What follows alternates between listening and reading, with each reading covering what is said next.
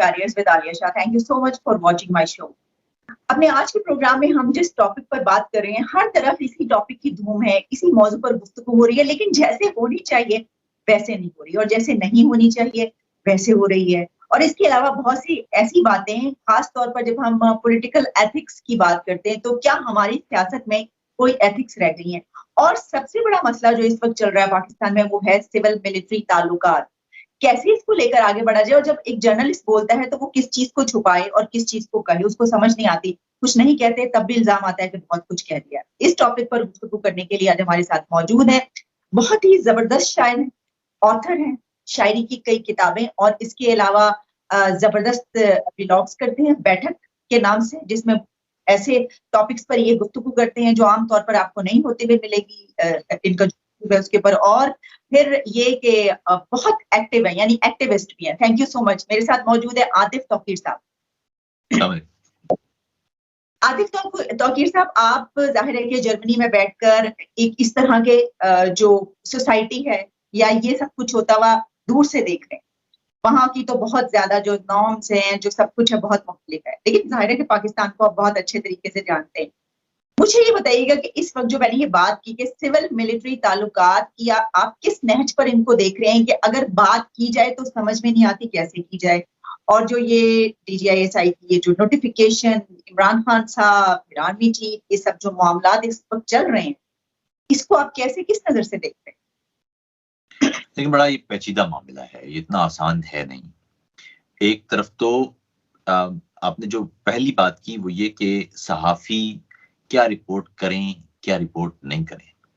देखिए, किसी भी जमहूरी माशरे की असास ट्रांसपेरेंसी में होती है, शफाफियत में होती है।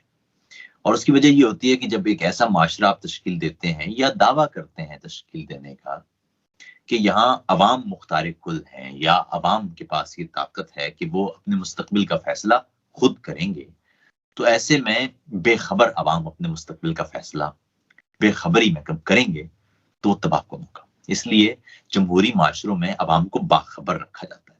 सिर्फ वही चीजें अवाम की निगाहों से ओझल होती हैं जो बज़ाहिर काम की नहीं होती, या जो बज़ाहिर अगर अवाम को मालूम ना हो तो उससे उनके फैसले पर, उनके मुस्तकबिल के फैसले पर कोई असर नहीं हो सकता। ताहम जहां पर कोई मामला ऐसा हो जो अवामी मफाद का हो, या जिसमें मुल्क की सलामती दर आए, या कोई ऐसा मामला जिससे अवाम का मुस्तकबिल उस पर असरअंदाज हो सकता हो, वो मामला वो अवाम के सामने लाया जाता है ताकि उस पर पब्लिक डिस्कशन हो। अब पाकिस्तान में मामला ये है कि एक तो हर सहाफी के बाखबर जराए मौजूद हैं, हुकूमत के अंदर भी और फौज के अंदर भी। तो ऐसे में वो उड़ती चिड़ियाएं आपको खबरें देती रहती हैं, तो खबर होती भी है और साथ में वो ये भी कहते हैं कि भाई बताना नहीं, आपको बता रहे हैं, बताना नहीं। तो ये बता रहे हैं और बताना नहीं, ये जो बेयकीनी और यकीन है, ये जो खबर और बेखबरी है, ये एक अफवाहों का एक बाजार पैदा कर देती है। और वही बाजार होता है जिसमें एक तरफ सहाफी कुछ बताने की कोशिश भी कर रहा होता है और साथ ही साथ उसके कान में वो आवाज भी आ रही होती है कि भाई किसी को बताना नहीं। तो इसलिए उसको अलामतों का सहारा लेना पड़ता है। कोई फिल्मों के टुकड़े लगा देता है, कोई किसी पुरानी कहानी का कोई टुकड़ा बयान कर देता है, कोई कहता है जी कि इसका उससे कोई ताल्लुक नहीं। ये होता इसलिए है, लिख देता है, कोई मिसरा लिख देता है, कोई मिसरा लिख देता है, कोई कुरान की आयत लिख देता है। तो मामला ये है कि वजह ये होती है कि आप बताना चाह रहे हैं और आप बता नहीं सकते क्योंकि आपके कान में आवाज आ रही है। बात यह है कि आलिया, पुराने वक्तों में जो शोरा होते थे, जब पुराने वक्तों में बादशाह की तलवार या हुक्मरान की तलवार लोगों के गर्दनों पर लटक रही होती थी, तो उस दौर का जो लिखारी होता था, जो खास तौर पर जो शायर होता था, वो उस दौर की तारीख को अलामतों में समो दिया करता था ताकि बात भी हो जाए और गर्दन भी ना कटे, लेकिन अगली नस्ल समझ भी ले। लेकिन मामला ये कि शायर के पास ये टूल्स होते हैं, सहाफी के पास ये टूल्स नहीं होते। सहाफी को खबर देना होती है। खबर अलामतों में नहीं हो सकती, खबर किनायों में नहीं हो सकती। खबर वाज़े होती है जब भी वो खबर होती है। वो आप शायरी तो नहीं लिख रहे। तो इसलिए आप जब किसी माशरे में सहाफी शायर और अदीब की तरह बिहेव करने लग जाए, इसका मतलब है वो माशरा कितने ज्यादा जबर का माशरा होगा। आजादी इजहार राय के हवाले से। तो ये खौफनाक है, इसलिए कि ट्रांसपेरेंसी तो छोड़ दीजिए, बेखबरी का आलम ये हो जाएगा कि एक सहाफी जो जानता भी होगा तो उसके अंदर भी वो खबर पूरी सच्चाई के साथ मौजूद नहीं होगी, इसलिए वो खबर जो उसको मालूम होगी वो खुद उस खबर पर शक के दायरे में होगा। और ऐसे में जब सहाफी ही बेखबर हो तो कौम कितनी बेखबर होगी, और जब कौम बेखबर होगी तो उस बेखबरी में कैसे फैसले करेगी। ये तो एक बात हो गई। दूसरा आपने कहा सिविल मिलिट्री ताल्लुकात। अब देखिए बात ये कि एक ये भी पेचीदा बात है। पहली बात, वजीर आजम का ये हक है, वजीर आजम एक चीफ एग्जीक्यूटिव का होता है, वो इमरान खान हो या नवाज शरीफ हो या एबीसी हो, ये अहम नहीं है, वो चीफ एग्जीक्यूटिव है। अगर कानून में लिखा हुआ है कि ये फैसला उसने करना है तो उसी को करना चाहिए, और अगर उससे ये कोई फैसला मावराए वजीर आजम हो रहा है तो ये गलत हो रहा है। अगर इस बीच में कोई गलत फहमी है तो उसका भी अलग ऐलान इजहार होना चाहिए कि ये गलत फहमी पैदा हो गई थी, ये गलत फहमी अब दूर हो गई है। लेकिन अगर ऐसा है कि बाईपास कर दिया गया है वजीर आजम का ओहदा, तो ये एक तरह से बगावत है, इसको इस संजीदगी के साथ लेना चाहिए। अगर इसमें वजीर आजम की नाअहली है कि उसे मालूम था लेकिन उसने उसको संजीदा नहीं लिया, या पहले बात हुई थी, डिस्कस हुआ था, फाइनलाइज हुआ था, उसने इसको ये और बात है। लेकिन इस सूरत में भी बात को वाजे होना चाहिए। ये खौफनाक बात है कि लोगों को पता ही नहीं है बात। तो मुझे लगता है कि संजीदा, देखिए फौज किसी भी मुल्क का क्योंकि हसास इदारा होता है, सलामती के साथ बेशुमार इसकी चीजें जुड़ी होती हैं, उसको पब्लिक में इस तरह से अमूमन डिस्कस नहीं किया जाता ता वक्त कि वो कोई पब्लिक स्फीयर में आ जाए। मिसाल के तौर पर अगर कोई फौज है वो पब्लिक स्फीयर में काम कर रही है, सैलाब की सूरत में या किसी और सूरत में, या मनफी अंदाज में देखें तो सियासत में मुदाखलत, तो तब तो और बात है। लेकिन जब वो अपने एरिना में होती है उसको अमूमन डिस्कस नहीं किया जाता, उसकी रिस्पेक्ट की जाती है अमूमन दुनिया के हर मामले में, हर माशरे में। अब मामला ये है कि ये मामला फौजी है और डिस्कस हो रहा है ये अवामी सतह पर, तो इसके ज़ाहिर है कोई मुनासिब इसके असरात नहीं होंगे। तो मुझे लगता है कि ये जी आपकी यही वाली बात, दुनिया का कोई एक मुल्क बताइए जहां पर ये वाले मामलात पब्लिक में डिस्कस होते हैं, यही तो मेरा भी सवाल है ना। लेकिन क्यों पाकिस्तान में ही क्यों आखिर पब्लिक में डिस्कस हो रही है? इसकी वजूहात भी तो है ना, इसकी कुछ रीजंस भी है। हम सारे मुल्क को ले लीजिए, यही नहीं पता होता कि कौन सा क्या नोटिफिकेशन, भाई कौन सा, किसी को कुछ मालूमात ही नहीं पता। बल्कि आप इसके अलावा दूर दूर तक आप अपने जर्मनी कहीं पे भी देख लीजिए ना, जहां पर जमहूरियत की जब हम बात करते हैं तो वहां पर तो ये मामला होते ही नहीं है, किसी को पता ही नहीं होता कौन किस ओहदे पर है और उसने क्या करना है। वजह ये आलिया कि यहाँ पर अफराद काम नहीं कर रहे होते, निजाम काम कर रहा होता है। यानी जब आप एक खास वक्त तक एक चीज प्रैक्टिस करते हैं ना तो उसके उसूल बन जाते हैं, कवायद और ज़वाबित बन जाते हैं, फिर आपको ज्यादा उसमें मुदाखलत की, अफराद की मुदाखलत की जरूरत नहीं होती, वो खुद ब खुद उस ज़ाब्ते के तहत चलता चला जाता है। आप पहली जमात में दाखिला लेते हैं, आप पहली जमात का इम्तिहान पास करते हैं, आप दूसरी जमात में चले जाते हैं, दूसरी जमात का अब वो एक तरीका कार बन गया है ना, और उस तरीके कार पे आप चलते रहते हैं। आप पहली जमात का इम्तिहान फेल करेंगे, आप पहली जमात में वापस चले जाएंगे, दोबारा से उसको पढ़ना एक तय। ये तब पैदा होता है जब आप एक तवील अरसे तक एक अपने कवायद ज़वाबित के साथ एक चीज प्रैक्टिस करते हैं। हमारे यहाँ मसला ये है कि कोई भी चीज हर रोज नई हो रही होती है। हमारे यहाँ सबसे बड़ा मसला ये है कि हम इबहाम का शिकार लोग हैं। हम दस्तूरी तौर पर जमहूरिया हैं, लेकिन उस मुल्क में एक गालिब अक्सरियत ऐसी भी आपको नजर आएगी जो कहती है जमहूरियत इस मुल्क के लिए होनी ही नहीं चाहिए। आप बुनियादी तौर पर एक पार्लिमानी निजाम के हामिल मुल्क हैं, लेकिन आपके यहाँ वजीर आजम खुद बैठ के कह रहा होता है जी कि सदारती निजाम बेहतर होगा। तो जिस मुल्क में इतनी कंफ्यूजन हो उस मुल्क में इसका मतलब है कि निजाम काम नहीं कर रहा है, अफराद काम कर रहे हैं। एक फर्द आएगा, फैज हमीद, वो इस सौदे पर काम करेगा तो सब अच्छा होगा, फैज हमीद इस सौदे से जाएगा तो बहुत खतरनाक हो। अरे भाई, फैज हमीद या बाजवा या इमरान खान नहीं, एक सेटल, एक आपका रास्ता होना चाहिए, उस पर कोई भी बैठे। 19-20 तो हो सकता है, लेकिन ये नहीं हो सकता कि आप यू टर्न ले लेंगे, पूरी की पूरी आपकी एक नई पॉलिसी शुरू हो जाएगी। ऐसे नहीं होता। ट्रंप गए हैं ना, ट्रंप के बाद जो बाइडेन आ गया, कितना फर्क आ गया अमेरिका की पॉलिसियों में, बहुत बड़ा कोई। ठीक है, कुछ चीजें हैं जो पॉलिसी नौयत की हैं क्लाइमेट चेंज के हवाले से या ठीक है, लेकिन आप अगर फॉरेन पॉलिसी में देखें, काबुल से अफवाज निकल रही थी ट्रंप के दौर में, निकल गई। इसराइल के साथ जो ताल्लुकात थे वैसे ही हैं, कतर के साथ जो ताल्लुकात थे वैसे ही हैं, सऊदी अरब के साथ जो ताल्लुकात थे वैसे ही। तो इतना फर्क नहीं आता कि आप बिल्कुल एक नई दुनिया में निकल पड़ते हैं, और वो इसलिए होता है कि निजाम मौजूद नहीं। एक फर्क आया सर, अब कॉल नहीं आई हमें, जबकि ट्रम्प साहब तो आप जानते हैं कि उन्होंने हमने तो बात बड़ा की थी, अच्छा अली हमने बात की थी, हमने बात पिछली दफा की थी। तो देखिए कॉल क्यों आए, सादा सा मसला है, ये बहुत ही अहम बात है। कॉल क्यों आए? अगर मुझे आपसे कोई काम लेना है तो मैं आपको आपको कॉल करूंगा ना।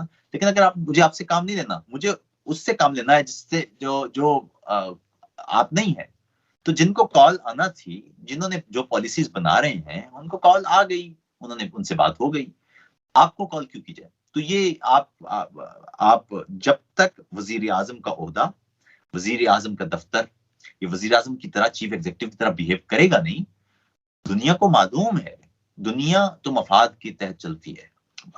ममालिक के दरमियान रिश्तों की बुनियाद मफादात होते हैं, और मफादात का उसूल ये होता है कि मैं जब किसी मुल्क के साथ इंटरेक्ट कर रहा हूं तो मुझे मालूम होना चाहिए कि मेरे मफादात कैसे पूरे होंगे। तो वो मफादात जिससे पूरे होंगे मैं उससे बात करूंगा। पाकिस्तान में या पाकिस्तान से किसी ने भी कोई काम लेना होता है तो वो वजीर आजम से काम नहीं ले सकता। आप देखिए पिछली हुकूमत में एक मामला हुआ था, इसमें मेरे ख्याल में कम डिस्कशन हुई है। यमन में फौज चाहिए थी, पाकिस्तानी फौज, और नवाज शरीफ वजीर आजम थे। सऊदी अरब के साथ नवाज शरीफ के ताल्लुकात आप जानते हैं कितने क्लोज ताल्लुकात हैं। और सऊदी अरब ने वो फौज मांगी, नवाज शरीफ दे सकते थे फौज, लेकिन नवाज शरीफ जाके ले आए पार्लियामान में उन्होंने मना कर दिया। अब उसके बाद हुआ ये कि राहील शरीफ को नौकरी मिल गई सऊदी अरब के अंदर, और नवाज शरीफ के अपने वो खराब हो। तो मामला ये है कि इसलिए जिनसे काम लेना होता है वो उनसे बात कर लेते हैं। गलत आदमी से बात करेंगे तो मसाइल हो जाएंगे। तो इसलिए कॉल की जरूरत नहीं है, मुझे लगता है कॉल। और दूसरी बात है कि अमेरिका इस वक्त इस मूड में नहीं है, अमेरिका बिल्कुल इस वक्त इस मूड में नहीं है कि वो पाकिस्तान से इजाफी तर्ज के ताल्लुकात रखे, क्योंकि अमेरिका के यहाँ आप जानती हैं, आप खुद अमेरिका में बैठी हैं, जो इंटेलिजेंसिया है, जो पॉलिटिकल लीड है, उसके अंदर ये बड़ा वाजे एलिमेंट पाया जाता है कि पाकिस्तान डबल क्रॉस करता है, पाकिस्तान धोखा देता है। ये एक ट्रंप ने तो ट्वीट में भी लिखा था एक। अच्छा आतिफ तौकीर साहब, एक और बहुत अहम पॉइंट जिस पे हमने बात करनी है वो ये है कि आप कह रहे थे कि कुछ पॉलिटिकल एथिक्स होते हैं। हमने देखा कि वैसे तो काफी दिनों से ये मामला चल रहे हैं पाकिस्तान में, सियासत में ये सब कुछ चलता है, लेकिन अब इस दौर में खासतौर पर जब हमने ये देखा है कि इमरान खान साहब और मरियम नवाज के दरमियान जो एक बहुत ही ज्यादा खिंचाव और एक दूसरे के ऊपर खासतौर पर जो जब तकरीरें होती हैं तो इसमें जो पॉलिटिकल एथिक्स होते हैं उनको हम पीछे छोड़ देते हैं। आप मुझे बताइएगा, ये जादू टोने की बहुत ज्यादा बात की जाती है इस दौर में, पिछले 3 सालों में तो बहुत ज्यादा कि जी ये जो मुल्क है ये इसमें ये कुछ हो रहा है, और आप जानते हैं कि इसकी वजूहात क्या है। तो कैसे हम इसको जो एथिक्स है उनको बरकरार रख सकेंगे, क्या कहेंगे इस बारे में? देखिए जो सोशल मीडिया ट्रोल्स हैं या जो आम कारकुनान हैं पॉलिटिकल पार्टीज के, उनकी बात तो और है, लेकिन अगर सियासतदान या रहनुमा वो जो भी बयान देते हैं उसके दूररस नताइज होते हैं। जियाउल हक बीच से मांग निकालते थे, तो 80 की दहाई में पाकिस्तान में बीच की मांग का एक फैशन चल पड़ा था। बात यह है कि हुक्मरान जिस अंदाज के होते हैं तो पूरी नीचे कौम कॉपी करने की कोशिश कर रही होती है, उसका एक बड़ा तबका कॉपी कर रहा होता है, पता भी नहीं चलता, लेकिन आप कॉपी शुरू कर देते हैं। आप याद देखें ना, भुट्टो साहब के दौर में जिस अंदाज के भुट्टो के बाल थे या लिबास थे, वो लिबास आपको गली कूचों में नजर आने लग गए थे। तो बात यह है कि पॉलिटिकल लीडर्स को ये समझना होगा कि आप जो बात कह रहे हैं उसके सिर्फ वो उस वक्त के लिए नहीं है, उसके नताइज है नीचे, और वो बहुत देर तक फिर पब्लिक स्फीयर में रहेगी। एक आम आदमी की बात पब्लिक स्फीयर में कम देर के लिए रहती है, किसी रहनुमा की बात ज्यादा देर के लिए रहती है। इमरान खान और उनकी जमात, चूंकि वो पॉपुलर नैरेटिव के हामिल हैं, अवामी जुमलेबाजी करते हैं, हकायक से कोई जिस तरह ट्रंप थे या जिस तरह दुनिया में दीगर ले पेन हो या और जो भी अवामी या सस्ती या जल्दी बिक जाने वाली जुमलेबाजी करता है, उसका तरीकाकार यही होता है कि उसको इससे गर्ज नहीं होती कि वो पूरा होगा वो वादा या वो दावा या नहीं, वो उस लम्हे के लिए होता है, उस लम्हे कुछ भी कह दें आप। लेकिन मामला ये कि अगर दूसरी तरफ भी इस तरह शुरू हो जाएगा, जो कि हो गया बदकिस्मती से, और वो भी एक बड़ी इंसानी बात है वो भी है, लेकिन अगर वो शुरू हो गया और दूरअंदेशी का मुजाहरा नहीं किया गया और आपने भी वैसी जुबान इस्तेमाल करना शुरू कर दी, तो नुकसान उसका और ज्यादा हो जाएगा। यानी इसका जो डैमेज है सोसाइटी को, मजमूई तौर पर पॉलिटिकल एरिना को, वो खौफनाक हो जाएगा। अच्छा, इंसानी पहलू ये है कि आप कितने भी कूल हो, अगर आपको कोई शख्स बराह रास्त गाली दे रहा है तो एक वक्त आएगा, हो सकता है, या किसी एक दिन आपका मूड किसी और वजह से खराब हो, आप उसको जवाब दे देंगे उसकी तर्ज से, और उसका नुकसान ये होगा कि आप उसके बराबर हो जाएंगे।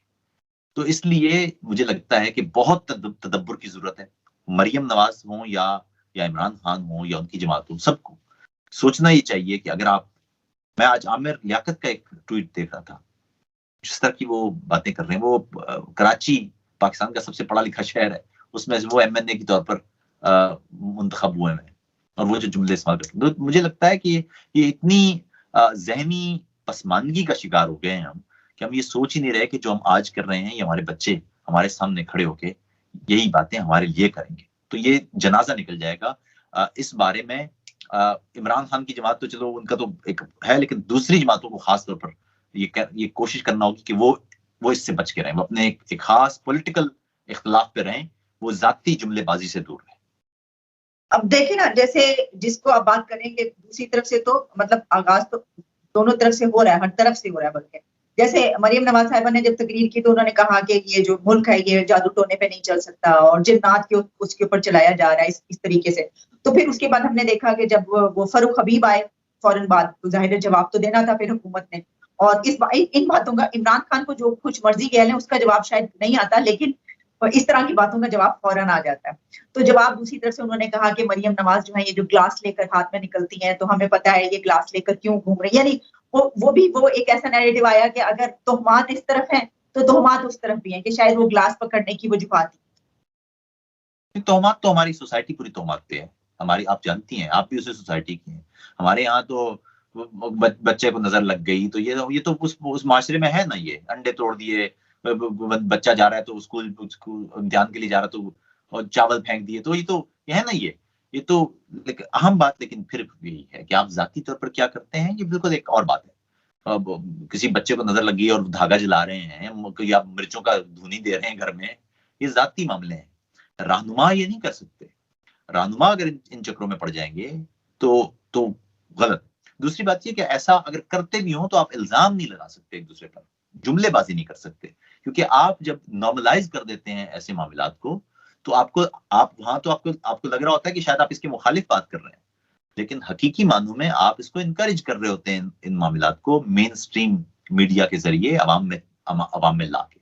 इस ताकत को पोलियो वैक्सीनेशन के लिए इस्तेमाल करें, इस ताकत को कोरोना वैक्सीनेशन के लिए इस्तेमाल करें, इन मामलात को दीगर सिगरेट फॉर एग्जांपल के हवाले से लोगों में शऊर पैदा करने के लिए इस्तेमाल करें। आपकी रीच है, लेकिन आप अगर ये काम इस तरफ ले जाएंगे तो ज़ाहिर है उसके नुकसान आते हैं। वो ये हो ही नहीं सकता, ये ऐसा बूमरैंग है, अगर आप फेंकेंगे आपको आके लगेगा। अच्छा सर, लेकिन ये भी तो देखें ना कि अगर हम माजी में चले जाएं तो खास तौर पर अगर आप खवातीन के हवाले से देख लें, हमारी जो सियासत रही है, बेनजीर भुट्टो साहिबा जब थी तो मोहतरमा बेनजीर भुट्टो के खिलाफ कैसी कैसी कैंपेन्स नहीं चली, और ये तो मुझे तो ऐसा लगता है कि नई बात नहीं है, क्योंकि हाँ ये जरूर है कि ज्यादा शिद्दत आ गई है, बहुत ज्यादा। खासतौर पे ये बात कही जाती है कि सोशल मीडिया पे और उसके अलावा जो एक प्रैक्टिकल पॉलिटिक्स है उसमें पाकिस्तान तहरीक इंसाफ का एक ट्रेंड है कि इन चीजों में बहुत ज्यादा शिद्दत आ गई है। तो लेकिन ये तो बहुत अरसे से ट्रेंड है, तस्वीरें फिकवाई गई, एक दूसरे के खिलाफ कैंपेन्स चली। हाँ, लेकिन जो तस्वीरें इन्होंने फिकवाई वो तो हुकूमत में शामिल है।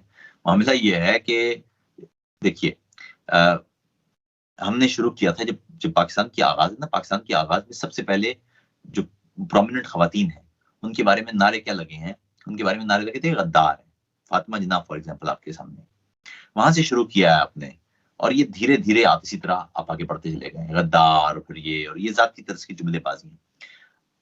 सोशल मीडिया या टेक्नोलॉजिकल एडवांसेस की वजह से ज़ाहिर है उसकी रीच बढ़ गई है और उसकी विजिबिलिटी भी बढ़ गई है, वो आगे भी बढ़ेगी और बढ़ेगी। ये भी आप और कीजिए ना कि आप टीवी पर आपको ऐसे जुमले सुनाई देने लग गए, ये पहले हमने कभी टीवी पर नहीं सुने थे। तस्वीरें तो फेंकी गई थी या जुमलेबाजी जलसों में तो की जाती थी, टीवी पर बैठकर कभी ऐसा हुआ था या लिख कर? देखिए हमारे यहाँ मैंने बचपन में बड़े बूढ़ों से उस्तादों से सुना कि गाली देना आसान है, गाली लिखना बहुत मुश्किल है। यानी आप गाली लिख कर नहीं दे सकते, क्योंकि गाली में कुछ हुरूफ ऐसे होते हैं जो आपने बोले बेशक 1000 दफा हो, लेकिन लिखे शायद एक दफा भी नहीं होंगे, आपने लिखा ही नहीं होगा वो लफ्ज। जैसे आप लिखेंगे तो आपको अजीब लगेगा क्योंकि आपने वो लफ्ज लिखा ही कभी नहीं है। लेकिन अब मामला यह है कि हुकूमती वुज़रा, मुआविनीन खुसूसी, सियासतदान, रहनुमा, रिटायर्ड जर्नैल, तबसरा निगार, वो ये जुमले और गालियां लिख रहे होते हैं। तो माशरा, आप जो कह रहे हैं ना कि माशरा शायद पहले नहीं, माशरा बहुत नीचे चला गया है। खवातीन के हवाले से पहले भी जुमलेबाजी होती थी, लेकिन अब जिस सतह की जुमलेबाजी है, ये कभी ये शायद मुमकिन नहीं था। हमें लगता था शायद हमारे माशरे में तो कभी हो ही नहीं सकेगी ये, लेकिन अब जो है ये तो इस तरह खुलेआम किसी खातून के बराह रास्त, आप वो पॉलिटिकल इख्तलाफ कर रही हैं आपसे, आप किरदार पे जुमलेबाजी शुरू कर देते हैं। कोई सहाफी है, कोई खातून है, उसने जमा मर्दी से सहाफत की कोशिश की है, आप उसके खानदान को, उसकी जात को निशाना बनाने लग जाते हैं। तो ये हम इस मामले में बहुत नीचे गए हैं, माजी के मुकाबले में कहीं नीचे गए, और अगर हम नहीं रुकते तो ये हम और नीचे जाएंगे। आप इमेजिन करना एक ऐसा टीवी चैनल जहां पर टेलीविजन पर माँ बहन की गालियां चल रही हैं और सिर्फ टू टू की आपको आवाजें आ रही हो, और फिर ऐसा भी वक्त देखिए कि वो टू टू की आवाजें भी ना हो। तो मुझे लगता है कि हम बुनियादी तौर पर बड़े खराबी की तरफ जाएंगे अगर सियासतदान पॉलिटिकल अरीना में एथिक्स का मुजाहरा नहीं करते। जी, आखिरी सवाल मेरा आपसे ये होगा, ये जो आप बातें कर रहे हैं, हमने देखा कि हमारे टीवी सेट्स, टीवी लाउंज में जब ये एक थिएटर उठ के टीवी पे आ गया, तो वही झुकते हैं, हमें अब अपने टीवी लाउंज में बैठकर सुनते हैं और बड़े उस पर महसूस भी होते हैं। हर टीवी चैनल पे अब ये एक ऐसा प्रोग्राम होना लाजिम है, और हम उसको बड़े एक और बहुत ज्यादा रेटिंग वाला होता है, बड़ा कमा के दे रहा होता है, कमाओ कूद होता है बोला प्रोग्राम। तो सवाल मेरा ये है कि पूरी दुनिया में आप देख लीजिए, सहाफत में भी और अभी जिस तरह आपने कहा अखलाकियात में भी, क्यों डिक्लाइनिंग सिर्फ इस मुल्क में ही क्यों है? नहीं, दूसरी तरफ भी है। हमने देखा है कि पॉपुलस मूवमेंट पूरी दुनिया में है, और जिस अंदाज की अवामियत पसंदी है कैसे हम सहाफत में और हर चीज में जो हमारे वो आए हैं, इशारियां आए हैं, उसमें बहुत हम पीछे आ गए और मजीद पीछे। उसकी वजह ये कि हमने एक तो ये समझ लीजिए कि एक तो पूरी दुनिया में एक लहर है अवामियत पसंदी की, और उस अवामियत पसंदी की लहर की वजह से दुनिया भर में इस अंदाज की जुमलेबाजियां तो हैं। पाकिस्तान का हमारी बदकिस्मती यह है कि पिछले 40 साल से हम मुसलसल एक ऐसी नस्ल तैयार कर रहे हैं जो दिमागी तौर पर बांझ है। हम इससे पहले भी इसी आप ही की निशिस्त में गुफ्तगू कर चुके हैं कि पाकिस्तान में चूंकि बड़ी आबादी पाकिस्तान की नौजवानों पर मबनी है, पाकिस्तान की करीब कुछ 70% आबादी है जो 30 साल से कम उम्र की है। पाकिस्तान की आबादी का मीडियन करीब 23 है। तो एक ऐसी आबादी जिसका 70% पिछले 30 साल में पैदा हुआ हो, उसने क्या, उसको तारीख का नहीं पता, उसको नहीं पता किसी चीज का, उसको नहीं पता होगा कि पाकिस्तान कैसे बना था, उसको क्या पता पाकिस्तान कैसे टूटा था, मार्शल लॉ क्या थे, फातिमा जिन्ना कौन थी, जिन्ना कौन थे, जिन्ना कैसे मरे, उसको कुछ नहीं पता होगा। उसको वही पता है जो आपने उसको बताया है। और हमने इस बीच में तालीम के मैदान में काम नहीं किया है। हमारे यहाँ निसाब तालीम हो या असातिज़ा हो, हमारे यहाँ तो उस्ताद बनता ही हुआ है जिसको कोई और नौकरी नहीं मिलती। हमारे यहाँ गली मोहल्लों में स्कूल हैं जहाँ पर असातिज़ा की तनख्वाह 1200 रुपए है, 1000 रुपए है, 1000 रुपए माहाना तनख्वाह, 1000 रुपए, ऐसे स्कूल मौजूद हैं। तो आप उस माशरे से जहां पर, और उसमें भी 2.5 करोड़ बच्चे हैं जो स्कूल जा ही नहीं रहे, जो जा रहे हैं उनके साथ तो आप ये कर रहे हैं, लेकिन जो जा ही नहीं रहे 2.5 करोड़ बच्चे, इसका मतलब है कि आपकी आबादी का बच्चों का करीब कोई 1/4 है, 20-25% बच्चे आपके वो स्कूल ही नहीं जा रहे। तो आपने तय कर लिया ना कि कैसी नस्ल चाहिए आपको और कैसी कौम चाहिए आपको। तो मामला यह है कि दुनिया भर में अवामियत पसंदी की लहर तो है, लेकिन उसकी जो ज्यादा अबतर शक्ल है वो आपको अपने माशरे में, और ऐसे हर माशरे में जहां पर तालीम पे काम नहीं किया गया, नजर आ रही है। आप अगर अफ्रीका के कई ममालिक देखें, वहां पर भी जहां जहां भी तालीम के शोबे में सुस्ती दिखाई गई है, इन्वेस्ट नहीं किया गया है, वहां यही हालत है। पाकिस्तान में तालीम के शोबे में सबसे कम इन्वेस्ट किया जाता है, और उसका हल फिर आप देख रहे हैं कि अब जो बच्चे हैं वो ज़हनी तौर पर बिल्कुल मफलूज है। और बदकिस्मती उस पर यह है कि इन बच्चों को जिनको कुछ नहीं पढ़ाया गया है, इनको सारे जवाब याद करा दिए गए हैं। अब मसला यह है कि दुनिया का सबसे मुश्किल शख्स, जिसको दुनिया की सबसे मुश्किल गुफ्तगू उस शख्स से होती है जिसको कुछ ना आता हो और उसे लगे कि उसे सब आता है। यानी कहते हैं ना कि किसी शख्स ने गालिबन सुकरात से कहा था कि तुम्हें कुछ नहीं आता, तो उसने कहा था कि मुझे ये कम से कम जरूर इल्म है कि मुझे इल्म नहीं है। तो ये इल्म की पहली सीढ़ी ये इदराक है कि आपको इदराक नहीं है या आपको इल्म नहीं है। लेकिन अगर आपसे ये आपके पास से ये इदराक ही खत्म कर दिया जाए कि आप जाहिल हैं, यानी आप जाहिल हैं और आपको इदराक भी नहीं है कि आप जाहिल हैं, तो फिर जहालत का एक अनमिट सिलसिला है। आपको दुनिया के सारे जवाब याद हो जाएंगे, आप किसी भी मौजू पर, आप साइंस, टेक्नोलॉजी, फल्कियात, नफ्सियात, हर मौजू पर कोई भी सवाल देखेंगे, आप अपनी राय दे देंगे और आपको सोशल मीडिया पे वो नजर आ रहा है। हर नौजवान को राय पूरी बात पता है। कायनात कैसे बनी उसको पता है, डार्क मैटर क्या है उसको पता है, ग्रेविटी क्या है उसको पता है, सब पता है। यानी तो ये अगर मामला हो जाए तो ऐसे मौके पर मुझे लगता है कि जो पढ़ी लिखी बहस है वो फिर नहीं हो सकती। आप अगर गुफ्तगू करना चाहें किसी शख्स से और वो शख्स को इदराक भी ना हो, एक ऑल फॉल बकरा हो, और वो उसको इदराक ही ना हो कि वो ऑल फॉल है, तो आप उससे कितनी देर तक उलझ जाएंगे? तो फिर आप एक वक्त आएगा कि आप खामोश हो जाएंगे कि ठीक है। अच्छा, आखिरी में जरा इतनी हम गंभीर बातें आप करें तो कोई अच्छे से कोई इसके हवाले से कोई भी खूबसूरत से अशार हमें सुनाते जाए, उसी पे हम प्रोग्राम खत्म कर देंगे। खूबसूरत से अशार या इसी पे अशार, ये मुझे समझ नहीं आई बात। अच्छा हाँ, तो बात है, चलिए जो आपका दिल कर रहा है वो सुना।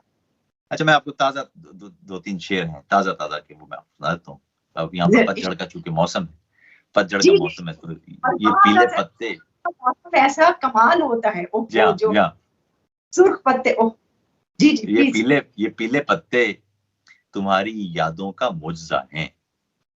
ये पीले पत्ते तुम्हारी यादों का मुजज़ा हैं। वाह। खजां के हाथ एक अजब खजाना लगा हुआ है। वाह वाह। ये पीले पत्ते तुम्हारी यादों का मुजज़ा हैं। खजां के हाथ एक अजब खजाना लगा हुआ है। तुम्हारी आंखों से हो के आने की आरज़ू में। वाह। तुम्हारी आंखों से हो के आने की आरज़ू में तुम्हारी राहों में आना जाना लगा हुआ है।